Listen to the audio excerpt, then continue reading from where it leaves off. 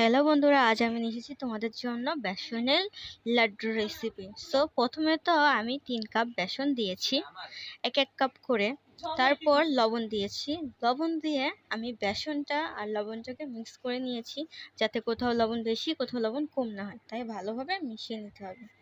তারপর একটা পাত্রে কিছুটা পানি নিতে হবে, আর পানি নেওয়ার পরে পানিটা অল্প অল্প করে বেসনের ভিতরে দিতে হবে। দিয়ে ভালোভাবে বেসন আর পানিটাকে মিক্স করে নিতে হবে ভালোভাবে।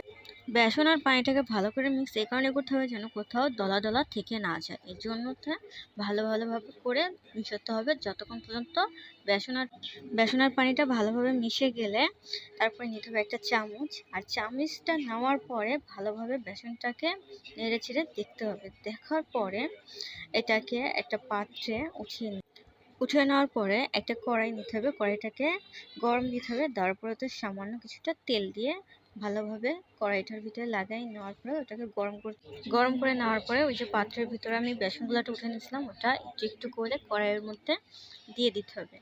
দিয়ে দেওয়ার পরে এটাকে ভাজতে হবে যাতে ডোটা শক্ত হয়।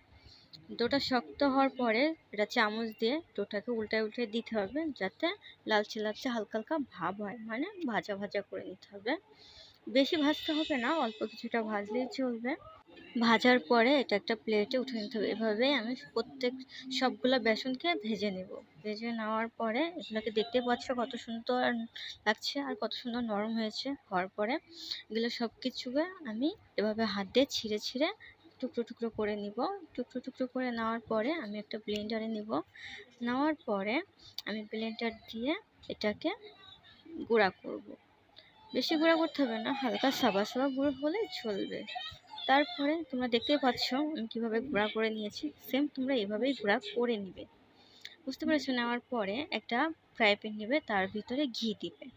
ঘি দেওয়ার পরে কড়াইটার ভিতরে এটাকে সুন্দরভাবে নাড়াচাড়া করে লাগিয়ে নিবে। যেহেতু আমরা যে ব্লেন্ডার করেছিলাম ওটাকে এর ভিতরে দিয়ে আমরা ভাজা ভাজা করব। দেন এটাকে ভাজা করে নিবে, লালচে করে ভেজে নিবে যাতে বেসন গন্ধ না পায়, বেসনের কাঁচা গন্ধটা। কারণ অনেকেই লাড্ডু বানায় কিন্তু তার ভিতরে বেসনের কাঁচা একটা গ্যাস হয়, যার কারণে লাড্ডু খেতে ভালো লাগে না। তাই বেসনটাকে ভালোভাবে ভেজে নিতে।